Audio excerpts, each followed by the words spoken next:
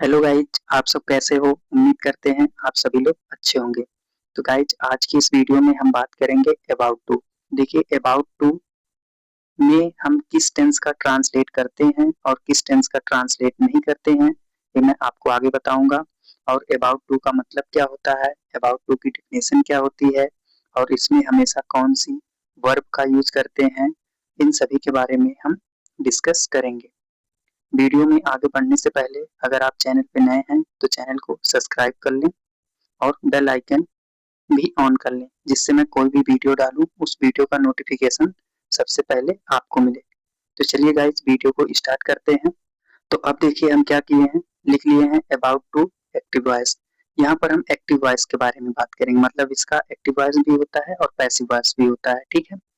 अब देखिए, about to का हम दो टेंस में ट्रांसलेट करते हैं, और एक आपका है प्रेजेंट टेंस और दूसरा आपका है पास्ट टेंस।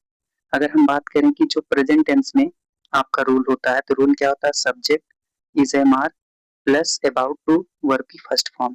अगर ऐसे हम पास्ट टेंस की बात करें तो पास्ट टेंस में क्या है, सब्जेक्ट और हेल्पिंग वर्ब क्या है, वाज या वर, अबाउट टू और वर्ब की फर्स्ट फॉर्म। तो ये है आपका स्ट्रक्चर पास्ट टेंस और प्रेजेंट टेंस का। अब अगर आपसे कोई पूछे अबाउट टू का डिफिनेशन क्या होता है, तो आप क्या बताएंगे, जब कोई कार्य होने वाला होता है तो उसे अबाउट टू कहते हैं। अगर आपसे कोई पूछे अबाउट टू की मीनिंग क्या होती है, तो आप क्या बताएंगे, होने वाला। ठीक है।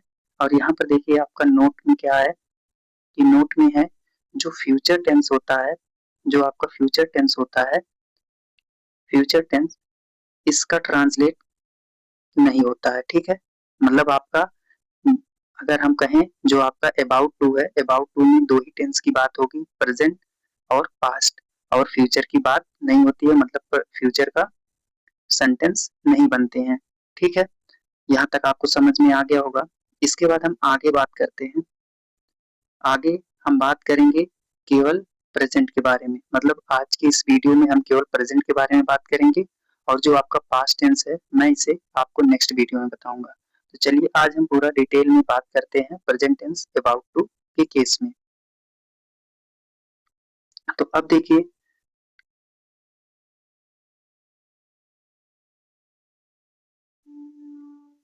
हम्म, अब देखिए अबाउट टू, और अबाउट टू में आपका पहला नंबर क्या है, प्रेजेंट टेंस। अब प्रेजेंट टेंस में कैसे अबाउट टू में, मतलब पहचान क्या होती है, हेल्पिंग वर्ब क्या होती है, वर्ब क्या होती है। अगर हम बात करें अबाउट टू केस में, प्रेजेंट में जो है पहचान क्या होगी, कोई भी आपको वाक्य मिलेगा, उस वाक्य के अंत में वाला है, वाला हूँ या वाला हो। ठीक है। ये आपको अबाउट टू के केस में प्रेजेंट में पहचान बताएगा। और अगर इसमें हम पूछें हेल्पिंग वर्ब क्या होती है, तो helping verb is, am, are, about to, ये पूरी आपकी हेल्पिंग वर्ब है। और इसके बाद अगर वर्ब की बात करें तो इसमें हमेशा वर्ब की फर्स्ट फॉर्म लगती है और शॉर्ट फॉर्म में बी वन लिखते हैं। तो यहाँ तक आपको समझ में आ गया होगा। और यही जो आपकी यहाँ पर तीन पॉइंट है, इस तीनों पॉइंट को आपको हमेशा याद रखना है, कि जब अबाउट टू की बात होगी और अगर प्रेजेंट टेंस रहेगा और अगर किसी भी वाक्य के अंत में वाला आ गया, तो समझ जाना हो कि कौन सा केस है, अबाउट टू। ठीक है।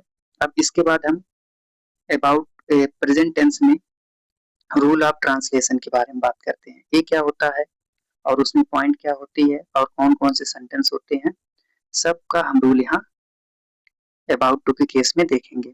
जैसे यहाँ पर हम क्या लिख लिए हैं, रूल ऑफ ट्रांसलेशन, मतलब ट्रांसलेट करने का नियम क्या है। तो देखिए, इसमें हम आपको चार सेंटेंस बताएंगे, अफर्मेटिव सेंटेंस, निगेटिव सेंटेंस, और आगे आपका इंट्रोगेटिव और इंट्रोगेटिव प्लस निगेटिव। और रहा डब्ल्यू एच क्वेश्चन, मैं आपको नेक्स्ट वीडियो में बताऊंगा। ठीक है। तो अगर हम पहले बात करें अफर्मेटिव, तो अब देखिए इस अफर्मेटिव में इसकी पॉइंट क्या होती है, शॉर्ट फॉर्म में हम एएस लिख लिए हैं। एएस का ट्रांसलेट करते समय, एएस का ट्रांसलेट करते समय सर्वप्रथम सब्जेक्ट और सब्जेक्ट के अनुसार, मतलब सब्जेक्ट के अनुसार हम क्या करेंगे, हेल्पिंग वर्ब, हेल्पिंग वर्ब को शॉर्ट फॉर्म में एच बी लिखे हैं, is, am, are, about to तथा वर्ब की फर्स्ट फॉर्म का प्रयोग करते हैं। अब इसी पॉइंट की हेल्प से हमने क्या किया, रूल बना लिया। तो रूल देखिए, ये आपका सब्जेक्ट हो गया और सब्जेक्ट के अनुसार मतलब आपका क्या आती है, हेल्पिंग वर्ब, और हेल्पिंग वर्ब के बाद आपका वर्ब आता है। ठीक। इसके बाद निगेटिव सेंटेंस। अब देखिए निगेटिव सेंटेंस में पॉइंट क्या होती है, बस इसमें क्या होगा, बस यहाँ नॉट लग जाएगा और सेम वही चीज रहेगी। जैसे निगेटिव सेंटेंस का ट्रांसलेट करते समय सर्वप्रथम सब्जेक्ट और सब्जेक्ट के अनुसार हम क्या करते हैं, हेल्पिंग वर्ब लगाते हैं is am are plus not about to और वर्ब की फर्स्ट फॉर्म का प्रयोग करते हैं। तो अगर हम इसी पॉइंट की हेल्प से इसका रूल बनाए तो देखिए आपका सब्जेक्ट हो गया, इज हो गया, एम हो गया और आर हो गया, इसके बाद आपका नॉट आया। याद रखिएगा ये जो नॉट है, ये नॉट हमेशा हेल्पिंग वर्ब के बाद मतलब इज एम आर के ही बाद लगेगा, ये नहीं कि अबाउट टू के बाद लगाएंगे, नहीं तो आपका सेंटेंस गलत हो जाएगा। ठीक है, उसके बाद हम अबाउट टू फिर वर्ब की फर्स्ट फॉर्म का प्रयोग करेंगे। तो उम्मीद करते हैं आपको अफर्मेटिव और नेगेटिव सेंटेंस का रूल समझ में आ गया होगा। इसके बाद हम आगे बात करते हैं इंट्रोगेटिव और इंट्रोगेटिव प्लस नेगेटिव।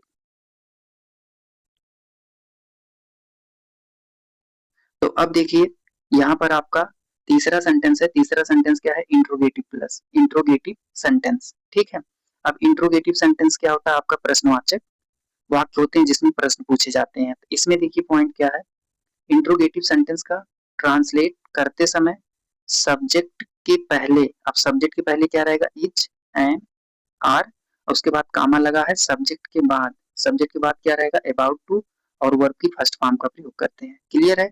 अब इस पॉइंट की हेल्प से हम क्या करते हैं, रूल बना लेते हैं या स्ट्रक्चर।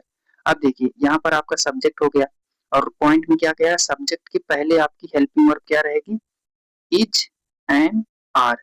इसके बाद आप क्या करोगे, लगाओगे अबाउट टू। ये याद रहे, सब्जेक्ट के बाद हम अबाउट टू लगाते हैं इंट्रोगेटिव के केस में और सब्जेक्ट के पहले इज एम आर का यूज करेंगे। ठीक है, उसके बाद वर्ब की फर्स्ट फॉर्म और लास्ट में क्वेश्चन मार्क। क्लियर है, समझ में आ गया होगा। इसके बाद आपका है इंट्रोगेटिव प्लस निगेटिव। अब देखिए इंट्रोगेटिव प्लस निगेटिव क्या होता है, इसमें क्या होगा, केवल आपका नॉट लग जाएगा। जैसे इंट्रोगेटिव प्लस निगेटिव सेंटेंस का ट्रांसलेट करते समय सब्जेक्ट के पहले आपका हेल्पिंग वर्ब क्या रहेगा, मतलब इज एम आर, इसके बाद कॉमा, सब्जेक्ट के बाद नॉट अबाउट टू तथा वर्ब की फर्स्ट फॉर्म का प्रयोग करते हैं। क्लियर है। अब इस पॉइंट की हेल्प से इसका स्ट्रक्चर बना लेते हैं या रूल बना लेते हैं। तो देखिए ये आपका सब्जेक्ट है, ठीक है, और सब्जेक्ट के पहले आपका क्या लग गया, इज एंड और आर। क्लियर है। इसके बाद देखिए सब्जेक्ट के बाद आपका क्या आया, नॉट और अबाउट टू प्लस वर्ब की फर्स्ट फॉर्म और इसके बाद आपका क्वेश्चन मार्क। अब जैसे पॉइंट दिया था उसी के अनुसार हमने क्या किया, लिख लिया। अब हम आगे क्या करेंगे, अफर्मेटिव, निगेटिव और इंट्रोगेटिव प्लस निगेटिव सेंटेंस के 4 सेंटेंस लिख के उसको हम क्या करेंगे, ट्रांसलेट करेंगे। और सेंटेंस में सब्जेक्ट और वर्ब सेम रहेगा। अब इसलिए रहेगा कि आपको एक ही सेंटेंस पे जब हम चारों सेंटेंस आपको बताएंगे कि आपको अच्छे से समझ में आ जाए, इसलिए हम सेंटेंस में वर्ब और सब्जेक्ट नहीं चेंज किए हैं। और इसके बाद आपका हम एक प्रैक्टिस क्लास लाएंगे, उस प्रैक्टिस क्लास में आपके डिफरेंट ऑब्जेक्ट और डिफरेंट सब्जेक्ट रहेंगे जिससे आपको और बेटर समझ में आएगा। तो चलिए पहले देखिए मैं एक चीज आपको बता देता हूँ, क्योंकि बहुत से स्टूडेंट जब ट्रांसलेट करते हैं तो वो नॉट जो है सही से नहीं लगा पाते, कहाँ लगाना कहाँ नहीं लगाना है, ये मैक्सिमम स्टूडेंट गलती करते हैं। तो पहले मैं एक सेंटेंस लिखूंगा और उस सेंटेंस में कुछ कॉन्सेप्ट बताऊंगा। अगर आप उस कॉन्सेप्ट को ध्यान रखते हुए आपका कोई भी सेंटेंस मिले, आप अगर उसी कॉन्सेप्ट पे आप ट्रांसलेट करते हैं तो आपका कभी भी कोई सेंटेंस गलत नहीं होगा।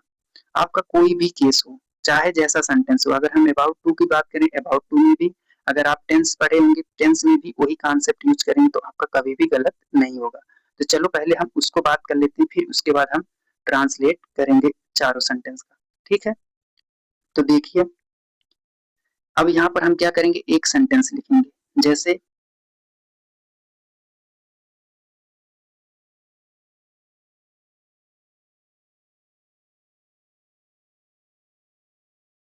तो अब देखिए ये आपका सेंटेंस है, गॉट इट। अब देखिए आपको इसमें कौन से कॉन्सेप्ट हैं उनको ध्यान देना है, बस केवल एक बार इसको समझ लीजिए। आगे जब अभी चारों सेंटेंस को हम ट्रांसलेट करेंगे सेम इसी फार्मूले पे हम या इसी कॉन्सेप्ट पे उसको हम ट्रांसलेट करेंगे। और इसमें केवल आपका जो है यही नॉट और सेंटेंस केवल चेंज होगा, अफर्मेटिव निगेटिव, बस कॉन्सेप्ट सेम रहेगा। तो देखिए जब भी आपको कोई भी हिंदी में सेंटेंस मिले उसको आप क्या करो, शांति से एकदम फ्री माइंड क्या करो, उसको पढ़ो। ठीक है, जब आप रीड कर लोगे तो रीड करने के बाद आप देखोगे लास्ट में, जैसे ये लास्ट में क्या है, हूं है। अब देखिए अगर ए हूँ है तो बताओ ए हूँ किस टेंस की पहचान बताता है। अगर आप हमारे चैनल से जो है आप पास्ट टेंस पढ़े, सॉरी प्रेजेंट टेंस अगर आप पढ़े होंगे तो मैं उसमें प्रेजेंट टेंस की पहचान बताया हूँ। ध्यान देना मैं केवल प्रेजेंट टेंस की बात कर रहा हूँ और मैं प्रेजेंट इंडिफिनिट टेंस की बात नहीं कर रहा हूँ, केवल प्रेजेंट टेंस। और अगर आप प्रेजेंट टेंस पढ़ेंगे तो उसमें हम इस एक पहचान बताए थे कि अगर किसी भी वाक्य के अंत में हूँ आ जाता है तो ये आपको प्रेजेंट टेंस बताता है। ठीक है, अगर नहीं आप देखे हैं तो मैं इस वीडियो के डिस्क्रिप्शन बॉक्स में उस वीडियो का लिंक दे दूंगा जहां पर मैं आपको टेंस पूरा डिटेल में पढ़ाया हूँ। ठीक है, आप वहां से एक एक पॉइंट अच्छे से समझ सकते हैं। अब इसके बाद देखिए अगर हम इसमें ये जो आपका वाला है इन दोनों को ऐड कर दें, अगर इन दोनों को एक साथ बोले तो बताओ अभी मैं आपको क्या पढ़ा रहा हूँ, अबाउट टू। और अबाउट टू की पहचान क्या होती है, जिस भी वाक्य के अंत में वाला है, वाला हूँ या वाला हो, तो एक इसमें बताएगा आपका प्रेजेंट, मतलब प्रेजेंट में, सॉरी अबाउट टू के केस में, अबाउट टू के केस में, अबाउट टू के केस में, अबाउट टू, अबाउट टू के केस में कौन सा, प्रेजेंट टेंस। यहाँ तक क्लियर है, कोई दिक्कत नहीं होगी। तो अब देखो ये तो हो गया आपका प्रेजेंट में। अब इसके बाद आपको क्या ध्यान देना, ये रहा पहला कॉन्सेप्ट। दूसरे कॉन्सेप्ट में आप क्या करोगे, इस पूरे सेंटेंस को पढ़ो कि सेंटेंस में कौन सा टाइप है, तो आपको बता रहा होगा ये कौन सा टाइप है, आपका अफर्मेटिव है। ठीक है, ये अफर्मेटिव सेंटेंस है। अब इसके बाद तीसरा कॉन्सेप्ट आपको यहाँ से क्या निकलेगा कि अभी मैं आपको पीछे बताया हूँ कि अगर आपका अबाउट टू में प्रेजेंट के केस में अफर्मेटिव सेंटेंस होगा तो इसका रूल बताए हैं, तो इस यहाँ पर इसका रूल लिख लोगे। ठीक है, अब इसके बाद लास्ट है, जो लास्ट कॉन्सेप्ट है कि अब इसी रूल को, मतलब इसी रूल के हेल्प से, इस रूल के हेल्प से आप क्या करो, इस सेंटेंस को ट्रांसलेट कर दो। बस यही इतना आपको ऐसे ही करना है। ठीक है, क्लियर है। तो अब ये कॉन्सेप्ट आप बोलोगे नहीं, ये बहुत ही इंपॉर्टेंट है, किसी भी सेंटेंस में आप लगा सकते हो, कोई भी सेंटेंस हो, या आप टेंस पढ़िए या बिस एक्टिव पढ़िए या कंपल्सन पढ़िए, ये पूरा कॉन्सेप्ट आप उसमें लगा सकते हो। तो अब देखो ये तो आपका हो गया कॉन्सेप्ट। अभी मैं जब आपको चारों सेंटेंस ट्रांसलेट करेंगे तो इसी सेम कॉन्सेप्ट पे आपको ट्रांसलेट करवाएंगे आगे। ठीक है, तो ये आप भूलिएगा मत। तो चलो अब हम आगे बात करते हैं कि कैसे आपको स्टूडेंट गलती क्या करते हैं जब ट्रांसलेट करते हैं, उस चीज को मैं बताता हूँ, इतना आपको समझ में आ गया होगा। तो देखिए गलती क्या करते हैं स्टूडेंट, तो वो मैक्सिमम गलती क्या करते हैं, जैसे मान लो ये तो अफर्मेटिव है, तो अफर्मेटिव में आप क्या करोगे कि सब्जेक्ट लगाओगे, सब्जेक्ट लगाओगे, फिर हेल्पिंग वर्ब क्या लगाओगे, इज हो गया, इसके बाद आपका एम हो गया और आर, इसके बाद plus about to, about to. ठीक है, और इसके बाद आप क्या करोगे, वर्ब लगा दोगे फर्स्ट फॉर्म। ये तो आप अफर्मेटिव में ऐसे बना दोगे। जैसे यहाँ पर निगेटिव की बात होगी, देखिए क्या करते हैं निगेटिव सेंटेंस में बच्चे, वो हमेशा गलती कर देते हैं, उनको ये नहीं पता होता है, गलती क्या करते हैं, जैसे देखो मैं यहाँ पर दो रूल लिख रहा हूँ और सब्जेक्ट नहीं लिखूंगा, हमेशा आपका सब्जेक्ट पहले आएगा। देखिए एम हो गया हेल्पिंग वर्ब, इसके बाद आपका आर हो गया और इसके बाद आपका इज हो गया। ठीक, अब इसके बाद आपका प्लस अबाउट टू। ठीक है, और इसी में एक और लिखता हूँ रूल, एम और इसके बाद आपका हो गया आर और यहाँ पर आपका हो गया इज। ठीक, यहाँ पर प्लस और यहाँ पर आपका नॉट, इसके बाद आपका हो गया अबाउट टू और यहाँ पर हम देखिए नॉट नहीं लिखेंगे, नॉट लिख लेते हैं। अब देखिए, अब आप बता दीजिए कि इसमें से कौन सा सेंटेंस, कौन सा रूल हम अप्लाई करेंगे नेगेटिव सेंटेंस में। तो आप ध्यान दीजिएगा, हम ये जो है रूल को अप्लाई करेंगे, अभी मैं आपको पीछे बताया। अगर आप इसको यूज करोगे तो ये आपका गलत है, क्योंकि ये नॉट आपका यहाँ नहीं लगेगा, ये नॉट आपका इस मेन हेल्पिंग वर्ब के बाद लगेगा। ठीक है, कभी भी अबाउट टू के बाद नॉट नहीं लगता है। ये क्लियर हो गया। अब यहीं पर हम बात करते हैं आपका इंट्रोगेटिव।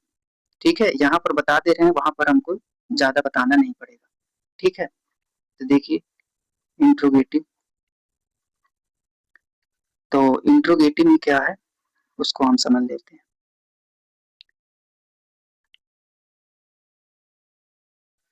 देखिए आपका इंट्रोगेटिव, जब इंट्रोगेटिव सेंटेंस मिलता है इसमें भी रूल लिखते हैं, इसमें भी गलती करते हैं बहुत से student.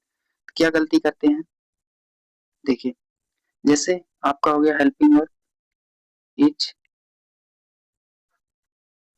M are plus subject और प्लस आपका अबाउट टू। ठीक है, ये तो जब आपको केवल इंट्रोगेटिव प्लस नहीं इंट्रोगेटिव सेंटेंस मिलेगा तो आप इसको ऐसे यूज कर लोगे, एकदम सही है।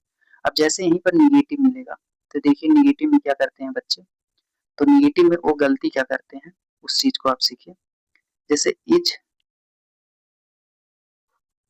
एम आर, इसके बाद प्लस सब्जेक्ट प्लस यहाँ पर आपका हो गया नॉट, फिर आपका जो है about to, not about to, एक ये हो गया। फिर ऐसे दूसरा लिखते हैं is am are plus not, फिर सब्जेक्ट, फिर प्लस, फिर आपका अबाउट टू। ठीक, फिर ऐसे हम तीसरा लिखते हैं। तो देखो गलती यहीं पर आप क्या करो, उस चीज को जान लो कि आगे आप कभी गलती ना करो, क्योंकि ये अक्सर स्टूडेंट गलती करते हैं, हमारे बताने के बावजूद भी गलती करते हैं। तो यहाँ अबाउट टू और इसके बाद आपका नॉट, क्योंकि यही नॉट लगाने में इन लोग को बड़ी प्रॉब्लम होती है। देखो अगर आप is am are, is am are, इसके बाद आप सब्जेक्ट और इसके बाद नॉट अबाउट टू, अगर ये वाला रूल आप यूज करते हो तो आपका बिल्कुल सही रहेगा, और ये दोनों अगर यूज करोगे तो ये गलत है। कभी भी ये जो नॉट है, ए नॉट कभी भी आपका लास्ट में नहीं आएगा और ना ही इस सब्जेक्ट के पहले आएगा, नॉट हमेशा सब्जेक्ट के बाद आता है। ठीक है, अब ये आपको क्लियर हो गया होगा। तो अब हम बात करते हैं जो चारों सेंटेंस थे उनको ट्रांसलेट कर लेते हैं, यहाँ तक आपको अच्छे से समझ में आ गया होगा। तो देखिए अब हम आगे बात करते हैं, जैसे ये सेंटेंस है, अब इसको हमको क्या करना है, ट्रांसलेट करना है। क्लियर है? तो अभी देखो मैंने आपको पीछे कॉन्सेप्ट बताया हूँ, उसी कॉन्सेप्ट इसको ट्रांसलेट करना है। तो पहले क्या करिए, आप सेंटेंस पढ़ लीजिए, वह जाने वाला है। अब देखिए वह जाने वाला, ये आपका क्या बता रहा है, आपका अबाउट टू, और किस केस में, प्रेजेंट के केस में। और मैं आपको रूल बताया, रूल में पहले आपका क्या आया, सब्जेक्ट, तो सब्जेक्ट क्या लिखोगे आप, ही लिखोगे। ठीक है, इसके बाद हेल्पिंग वर्ब लगाओगे, और हेल्पिंग वर्ब में आप इज एम आर, इसमें से क्या लगाओगे, जो आपका इज होता है, ये जो इज आप क्या करोगे, ये सिंगुलर सब्जेक्ट के साथ यूज करोगे। ठीक है, और आपका जो आर होता है, ए आर आपका यूज होता है प्लूरल सब्जेक्ट के साथ। अगर आपको ये सब नहीं पता है, मैं पहले से इन सभी के बारे में बता चुका हूँ, आप टेंस देख लीजिए और आपका पूरा ये सब क्लियर हो जाएगा। ठीक है, तो ये हो गया इज, ही हो गया, तो ही आपका सिंगुलर है, तो सिंगुलर के साथ हम हेल्पिंग वर्ब क्या लगाएंगे, इज लगाएंगे। ठीक है, इसके बाद हम क्या करेंगे, अबाउट लगाएंगे, अबाउट टू, अबाउट टू। फिर हम क्या करेंगे, अब वर्ब क्या है, जाना, तो यहाँ पर हम क्या लिखेंगे, गो। ये आपका हो गया ट्रांसलेट। ठीक है, ऐसे ही सिमिलरली हम क्या करेंगे, अब देखिए निगेटिव सेंटेंस, इसमें क्या लगा है, नहीं लगा है, तो अब आपका रूल में भी नहीं लग जाएगा, तो सब्जेक्ट क्या है आपका, ही है। ठीक, इसके बाद हम क्या करेंगे, हेल्पिंग वर्ब इज लगाएंगे क्योंकि ये सिंगुलर सब्जेक्ट है। फिर हम क्या करेंगे, नॉट लगाएंगे। फिर इसके बाद हम क्या करेंगे, अबाउट टू लगाएंगे। फिर आपकी वर्ब आएगी अबाउट टू, इसके बाद आपका गो। ठीक, अब देखिए तीसरा सेंटेंस आपका है इंट्रोगेटिव। कैसे पता चला, आपका लास्ट में क्वेश्चन मार्क लगा रहेगा और पहले आपका आएगा, इसमें प्रश्न पूछा जाएगा। देखिए एक क्या कि इंग्लिश आपको वर्ड पता है, पर लेकिन यहाँ पर अगर क्या सेंटेंस, सेंटेंस की स्टार्टिंग में अगर क्या आता है तो इसके स्थान पे हम हेल्पिंग वर्ब का यूज करते हैं। अगर आपको इसके बारे में भी नहीं पता है तो मैं इसके बारे में भी बता चुका हूँ। आप चैनल पे जाइए, सेंटेंस की प्लेलिस्ट है, वहां पर आप पूरा सेंटेंस अच्छे से समझ लीजिए। ठीक है, तो देखिए इसके स्थान पे हम क्या करेंगे, और मैं आपको पीछे रूल बता चुका हूँ इंट्रोगेटिव का, तो जब यहाँ पर क्या आया तो क्या के स्थान पे हम हेल्पिंग वर्ब लगाएंगे। अब हेल्पिंग वर्ब कैसे लगाएंगे, देखिए सब्जेक्ट वह, और वह की इंग्लिश क्या होती है, ही, और ही आपका सिंगुलर है, तो इसीलिए यहाँ पर आपका क्या आ जाएगा, इज। ठीक, इसके बाद आप क्या करोगे, सब्जेक्ट ही लगाओगे। आप क्या करोगे, अबाउट टू लगाओगे, फिर वर्ब अबाउट टू, इसके बाद आपका हो गया गो, लास्ट में क्वेश्चन मार्क। अब इसके बाद आपका देखिए है ये लास्ट है जिसमें इंट्रोगेटिव प्लस निगेटिव। देखिए आपका प्रश्न भी पूछा जा रहा है और नहीं भी आया, तो हम क्या करेंगे, बस इसी सब्जेक्ट के बाद नॉट लगा देंगे, सेम ऐसे लिख लेंगे, is he not about to go. ठीक है, और यहाँ क्वेश्चन मार्क। अब ये देखिए आपका चारों सेंटेंस का हमने क्या किया, ट्रांसलेट कर लिया। तो ऐसे ही आपको क्या करना है, जितने भी अबाउट टू प्रेजेंट के केस में मिलेंगे सबको आपको ट्रांसलेट करना है। क्लियर है, यहाँ तक आप सबको समझ में आ गया होगा। आप सबको इसका पीडीएफ चाहिए तो टेलीग्राम पे मैं इसका पीडीएफ अपलोड कर दूंगा, वहां से आप लोग जो है डाउनलोड कर लीजिएगा। अब टेलीग्राम की लिंक मैं आपको इस वीडियो के डिस्क्रिप्शन बॉक्स में दे दूंगा। ठीक है, तो यहाँ तक आप सभी लोग को अच्छे से समझ में आ गया होगा। अब इसके बाद मैं आपको कुछ होमवर्क दे रहा हूँ, और इस होमवर्क को आपको जो है कमेंट बॉक्स में जरूर आप लोग ट्रांसलेट करके बताइए, जिससे मुझे पता चले कि आप लोग को समझ में आ गया है। तो चैनल को सब्सक्राइब कर लें और वीडियो को लाइक करना ना भूलें, और इस वीडियो को ज्यादा से ज्यादा शेयर करें। तो चलिए गाइज, मैं आपके साथ नेक्स्ट वीडियो में मिलता हूँ।